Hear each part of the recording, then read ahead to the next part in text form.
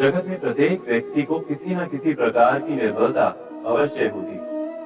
जैसे कोई बहुत तेजी से दौड़ नहीं पाता तो कोई अधिक भार नहीं उठा पाता, कोई असाध्य रोग से पीड़ित रहता है तो कोई पढ़े हुए पाठों को स्मरण में नहीं रख पाता। ऐसे अनेकों उदाहरण और भी हैं। क्या आप किसी ऐसे व्यक्ति को जानते हैं जिसे सब कुछ प्राप्त हो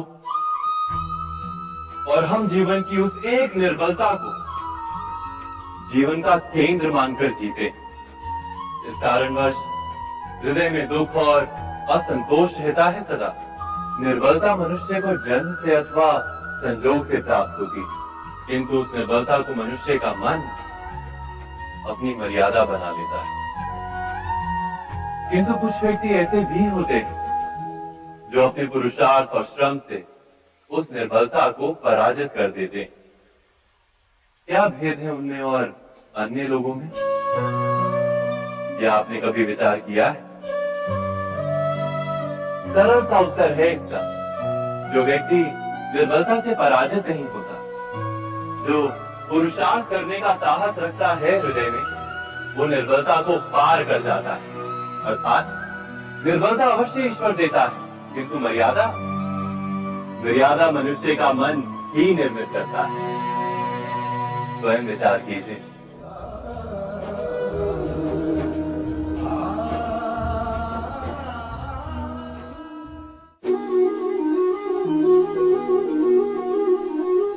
भविष्य का दूसरा नाम है संघर्ष। हृदय में आज इच्छा होती है और यदि पूर्ण नहीं हो पाती तो हृदय भविष्य की योजना बनाता है। भविष्य में इच्छा पूर्ण होगी ऐसी कल्पना करता रहता है, किंतु जीवन ना तो भविष्य में है ना अतीत में। जीवन तो इस क्षण का नाम, अर्थात इस क्षण का अनुभव ही जीवन का अनुभव। पर हम ये जानते हुए भी इतना सा सत्य समझ नहीं पाते। या तो हम बीते हुए समय के स्मरणों को घेर कर बैठे रहते, या फिर आने वाले समय के लिए हम योजनाएं बनाते रहते हैं और जीवन जीवन बीत जाता है। एक सत्य यदि हम हृदय में उतार लें कि ना हम भविष्य देख सकते हैं, ना ही भविष्य निर्मित कर सकते हैं, हम तो केवल धैर्य और साहस के साथ भविष्य को आलिंगन दे सकते हैं, स्वागत कर सकते हैं भविष्य का। तो क्या जीवन का हर पल जीवन से नहीं भर जाएगा? स्वयं विचार कीजिए।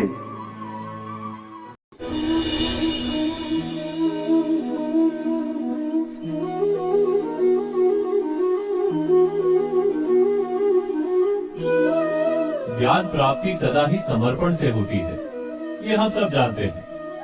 किंतु समर्पण का वास्तविक महत्व क्या है? क्या हमने कभी विचार किया? मनुष्य का मन सदा ही ज्ञान प्राप्ति में विभिन्न बाधाओं को उत्पन्न करता है। कभी किसी अन्य विद्यार्थी से ईर्ष्या हो जाती है, कभी पढ़ाए हुए पाठों पर संदेह जमता है, और कभी गुरु द्वारा दिया गया दंड मन को अहंकार से भर देता है। नहीं, क्या ऐसा नहीं होता? न जाने कैसे कैसे विचार मन को भटकाते हैं, और मन की इसी अयोग्य स्थिति के कारण हम ज्ञान प्राप्त नहीं कर पाते। मन की योग्य स्थिति केवल समर्पण से निर्मित होती है। समर्पण मनुष्य के अहंकार का नाश करता है, ईर्ष्या, महत्वाकांक्षा आदि भावनाओं को दूर कर हृदय को शांत करता है और मन को एकाग्र करता है। वास्तव में ईश्वर की सृष्टि में ना ज्ञान की मर्यादा है, ना ज्ञानियों की। गुरु दत्तात्रेय ने तो गाय और श्वान से भी ज्ञान प्राप्त कर लिया था। अर्थात विषय ब्रह्म ज्ञान का हो, या जीवन के ज्ञान का, या गुरुकुल में प्राप्त होने वाले ज्ञान का, उसकी प्राप्ति के लिए गुरु से अधिक महत्व है उस गुरु के प्रति हमारा समर्पण। क्या ये सत्य नहीं?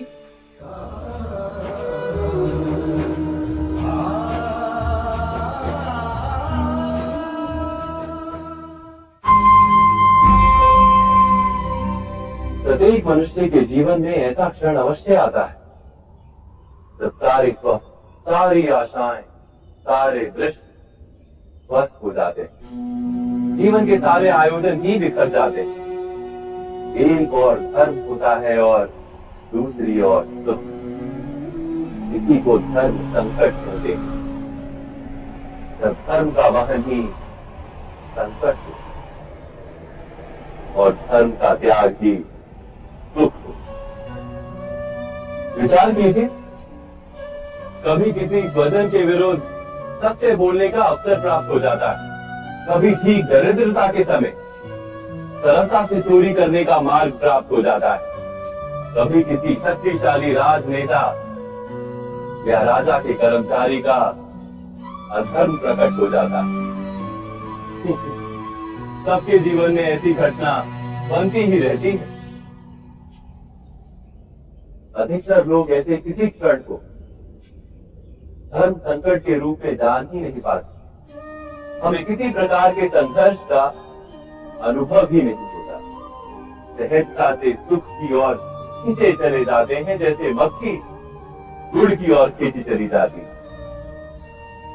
वास्तव में धर्म संकट का क्षण ईश्वर के निकट जाने का क्षण होता है। यदि हम संघर्षों से भयभीत ना, सुख की ओर आकर्षित ना, अपने धर्म पर दृढ़ रहे, तो ईश्वर का साक्षात्कार दूर नहीं।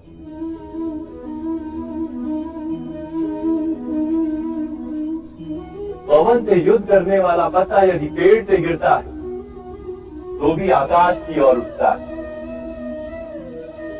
पवन से झुकने वाली घास वही भूमि पर रह जाती है। अर्थात धर्म संकट से यदि हम संकट को ही टाल दें तो सुख तो मिलता है, जीवन बढ़ता है, किंतु क्या चरित्र नहीं टूटता? क्या आत्मा दरिद्र नहीं हो जाती? क्या ईश्वर से अंतर नहीं हो जाता? स्वयं विचार की। दो व्यक्ति जब निकट आते हैं तो एक दूसरे के लिए सीमाएं और मर्यादाएं निर्मित करने का प्रयत्न अवश्य करते हैं। हम यदि सारे संबंधों पर विचार करें तो देखेंगे इन सारे संबंधों का आधार यही सीमाएं हैं जो हम दूसरों के लिए निर्मित करते हैं। और यदि अनजाने में भी कोई अन्य व्यक्ति इन सीमाओं को तोड़ता है तो उसी क्षण हमारा हृदय क्रोध से भर जाता है। इन सीमाओं का वास्तविक रूप क्या है? क्या हमने कभी विचार किया? सीमाओं के द्वारा हम दूसरे व्यक्ति को निर्णय करने की अनुमति नहीं देते। अपना निर्णय उस व्यक्ति पर थोप देते, अर्थात किसी की स्वतंत्रता का अस्वीकार करते हैं। और जब स्वतंत्रता का अस्वीकार किया जाता है तो उसका हृदय दुख से भर जाता है। और जब वो सीमाओं को तोड़ता है तो हमारा हृदय क्रोध से भर जाता है। क्या ऐसा नहीं होता?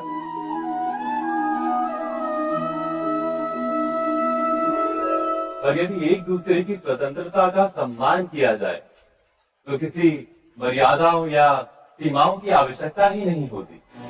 अर्थात जिस प्रकार स्वीकार किसी संबंध का देह है, क्या वैसे ही स्वतंत्रता किसी संबंध की आत्मा नहीं?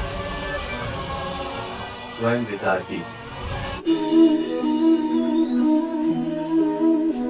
सबके जीवन में ऐसा प्रसंग अवश्य आता है कि सत्य कहने का निश्चय होता है हृदय में, किंतु मुख से सत्य निकल नहीं पाता। कोई भय मन को घेर लेता है। किसी घटना अथवा प्रसंग के बारे में बात करना या फिर स्वयं से कोई भूल हो जाए उसके बारे में कुछ बोलना, क्या ये सत्य है? नहीं, ये तो केवल तथ्य है। अर्थात जैसा हुआ था वैसा केवल बोल देना सामान्य सी बात है। किंतु कभी कभी उस तथ्य को बोलते हुए भी भय लगता है। कदाचित किसी दूसरे की भावनाओं का विचार आता है मन, दूसरे को दुख होगा ये भय भी शब्दों को रोकता है। तो ये सत्य क्या है? क्या हमने कभी विचार किया है? जब भय रहते हुए भी कोई तथ्य बोलता है तो वो सत्य कहलाता है। वास्तव में सत्य कुछ और नहीं, केवल निर्भयता का दूसरा नाम है। और निर्भय होने का कोई समय नहीं होता, क्योंकि निर्भयता आत्मा का स्वभाव है। अर्थात क्या प्रत्येक क्षण सत्य बोलने का क्षण नहीं होता?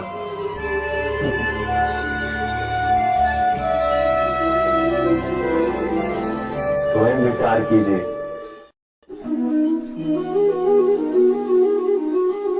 श्रेष्ठता का क्या अर्थ है? श्रेष्ठता का अर्थ है दूसरों से अधिक ज्ञान प्राप्त करना।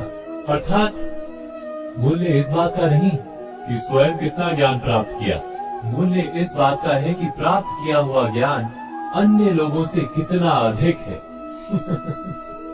अर्थात श्रेष्ठता की इच्छा ज्ञान प्राप्ति को भी एक स्पर्धा बना देती है, और स्पर्धा में विजय अंतिम कब होती है?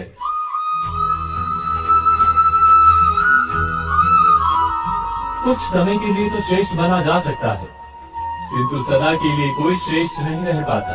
फिर वही असंतोष, पीड़ा और संघर्ष जन्म लेता है। किंतु श्रेष्ठ बनने के बदले यदि उत्तम बनने का प्रयत्न करें तो क्या होगा? उत्तम का अर्थ है कि जितना प्राप्त करने योग्य है वो सब प्राप्त करना, किसी से अधिक पाने की इच्छा से नहीं, मात्र आत्मा की तृप्ति हेतु कुछ प्राप्त करना। उत्तम के मार्ग पर किसी अन्य से स्पर्धा नहीं होती, स्वयं अपने आप से स्पर्धा होती है। अर्थात उत्तम बनने का प्रयत्न करने वाले को देर अबेर सारा ज्ञान प्राप्त हो जाता है, बिना प्रयत्न के ही वो श्रेष्ठ बन जाता है। किंतु जो श्रेष्ठ बनने का प्रयत्न करता है वो श्रेष्ठ बने या ना बने, उत्तम कभी नहीं बन पाता।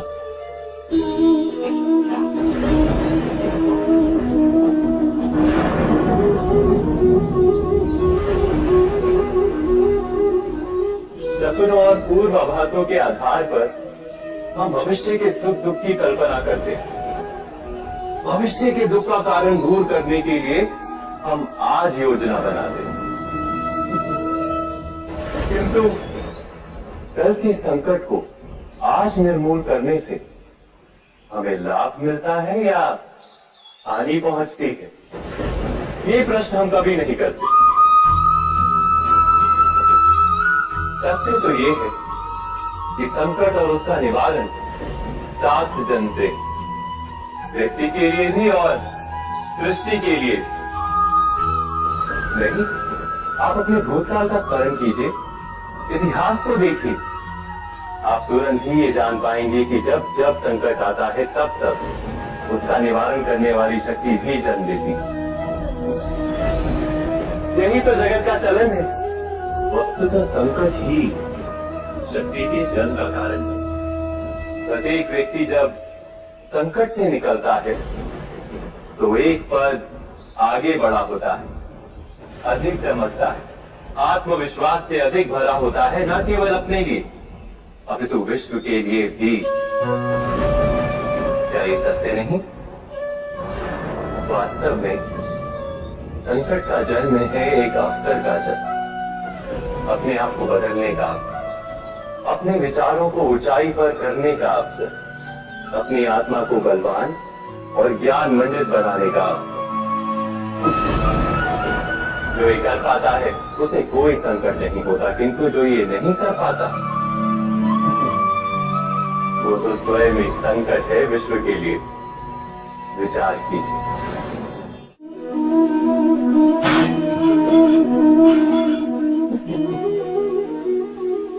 कभी कभी कोई घटना मनुष्य के जीवन की सारी योजनाओं को तोड़ देती और मनुष्य उस आघात को अपने जीवन का केंद्र मान लेता। पर क्या भविष्य मनुष्य की योजनाओं के आधार पर निर्मित होते हैं? नहीं। जिस प्रकार किसी ऊंचे पर्वत पर सर्वप्रथम चढ़ने वाला उस पर्वत की तलाई में बैठकर जो योजना बनाता है, क्या वही योजना उसे उस पर्वत की चोटी तक पहुंचाती? नहीं। वास्तव में वो जैसे जैसे ऊपर चढ़ता है वैसे वैसे उसे नई नई चुनौतियां, नई नई विडंबनाएं, नए नए अवरोध मिलते हैं। प्रत्येक पद पर वो अपने अगले पद का निर्णय करता है। प्रत्येक पद पर उसे अपनी योजनाओं को बदलना पड़ता है। कहीं पुरानी योजना उसे खाई में ना ढकेल दे। वो पर्वत को अपने योग्य नहीं बना पाता, केवल स्वयं को पर्वत के योग्य बना सकता है। क्या जीवन के साथ भी ऐसा ही नहीं? जब मनुष्य जीवन में किसी एक चुनौती को, एक अवरोध को अपने जीवन का केंद्र मान लेता है, अपने जीवन की गति को ही रोक देता है, तो वो अपने जीवन में सफल नहीं बन पाता और ना ही सुख और शांति प्राप्त कर पाता। अर्थात जीवन को अपने योग्य बनाने के बदले स्वयं अपने को जीवन के योग्य बनाना ही सफलता और सुख का एकमात्र मार्ग नहीं। स्वयं विचार कीजिए।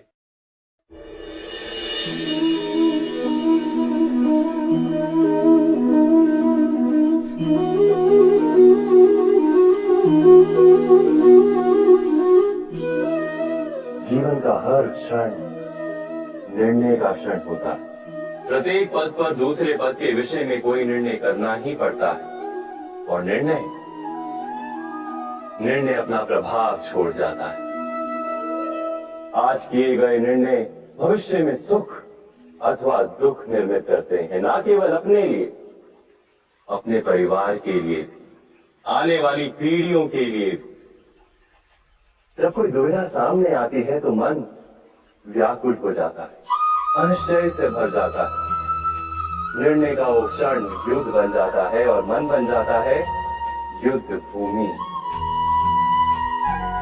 अधिकतर निर्णय हम दुविधा का उपाय करने के लिए नहीं, केवल मन को शांत करने के लिए लेते हैं। पर क्या कोई दौड़ते हुए भोजन कर सकता है? नहीं। तो क्या युद्ध से जूझता हुआ मन कोई योग्य निर्णय ले पाएगा? वास्तव में शांत मन से जब कोई निर्णय करता है तो अपने लिए सुखद भविष्य बनाता है, किंतु अपने मन को शांत करने के लिए जब कोई निर्णय करता है तो वो व्यक्ति भविष्य में अपने लिए कांटों भरा वृक्ष लगाता है। स्वयं विचार कीजिएगा।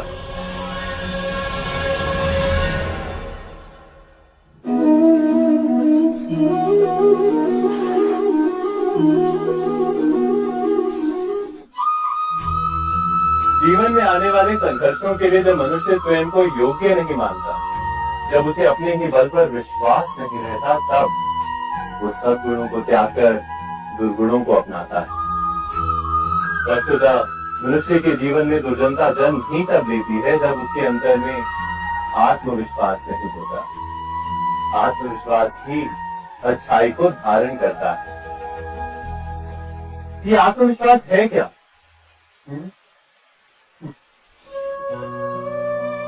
जब मनुष्य ये मानता है कि जीवन का संघर्ष उसे दुर्बल बनाता है, तो उसे अपने ऊपर विश्वास नहीं रहता। वो संघर्ष के पार जाने के बदले संघर्ष से छूटने के उपाय ढूंढने लगता है।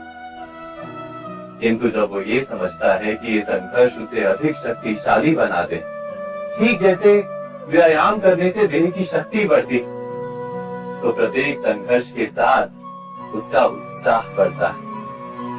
अर्थात आत्मविश्वास और कुछ भी नहीं, मन की स्थिति, जीवन को देखने का दृष्टिकोण मात्र है। और जीवन का दृष्टिकोण तो मनुष्य के अपने वश में होता है। स्वयं विचार कीजिए।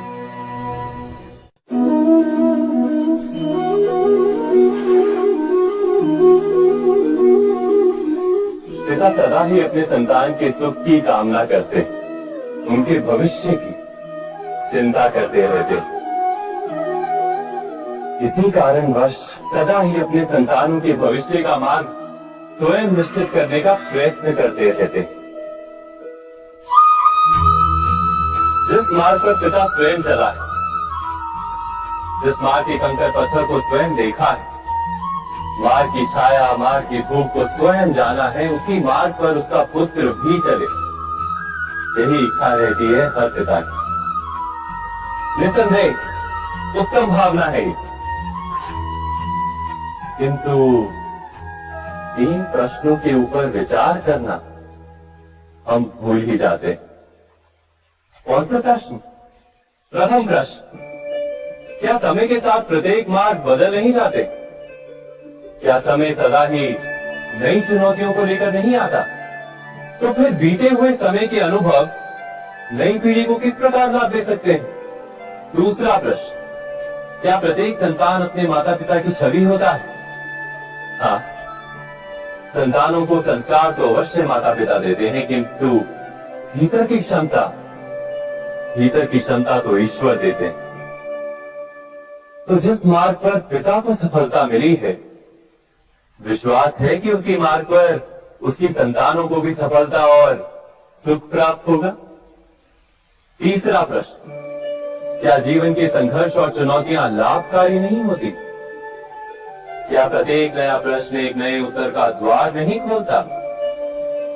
तो फिर संतानों को नए नए प्रश्नों, संघर्षों और चुनौतियों से दूर रखना, ये उनके लिए लाभ करना कहलाएगा या हानि पहुंचाना?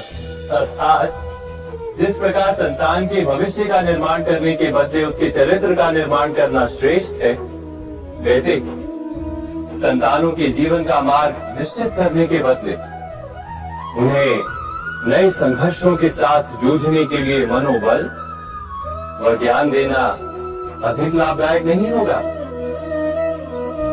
स्वयं विचार कीजिए।